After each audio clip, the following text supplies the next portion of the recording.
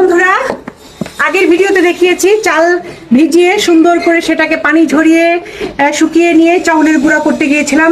দেখো আমি ড্রেস চেঞ্জই করিনি, চাউলের গুঁড়া করে নিয়ে এসেছি। এখন এটাকে চেলে, যেহেতু এখন মানে বিকেল হয়ে গেছে, তো আমি এটাকে ফ্রিজে রেখে দেব। ঠিক আছে,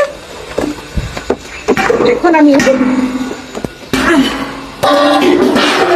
চেলে নেব। দেখো 10 কেজি চাউলের গুঁড়া, এখানে আলো 10 কেজি, এই যে এটা এক্সট্রা, এই যে 10 কেজি চাউলের গুঁড়া এখানে আছে। ঢাকায় গিয়েছিলাম, পিঠা তো বানাতে পারিনি, এবার নেবো, সুন্দর করে চেলে নেব। এটা একটু ঢেলে নিই এখানে, যাতে আমার সুবিধা হয়। এই চাউলের গুঁড়াগুলোকে এখন আমি সুন্দর করে চেলে নেব।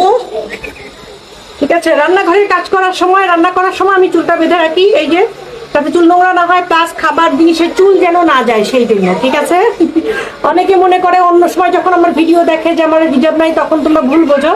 ভুল বোঝার কিছু নাই, এটা রান্নার সময় বা রান্নার কর্মকাণ্ড করার সময় আমি এই কাজটা করি। এখন আমি সুন্দর করে চেলে নেব। পাহান দেখো, বসো ওখানে, বসে থেকে ভিডিওটা করো। ওকে, বসো, দূরে বসো। তুমি তো জানো কিভাবে ভিডিও নিতে হবে, এখন তুমি শিখে গেছো, বড় হয়ে গেছো না, মামনিকে এখন হেল্প করতে হবে।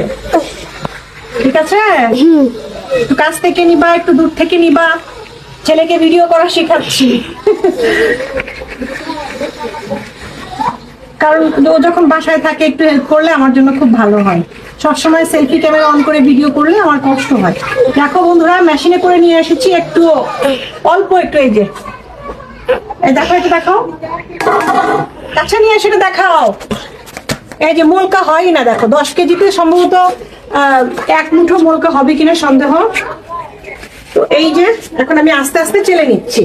দেখো কারণ এইভাবে, দেখো এখান থেকে নিচ্ছি, এগুলো আগে শেষ করি, তারপরে আমি এগুলো সব চালবো।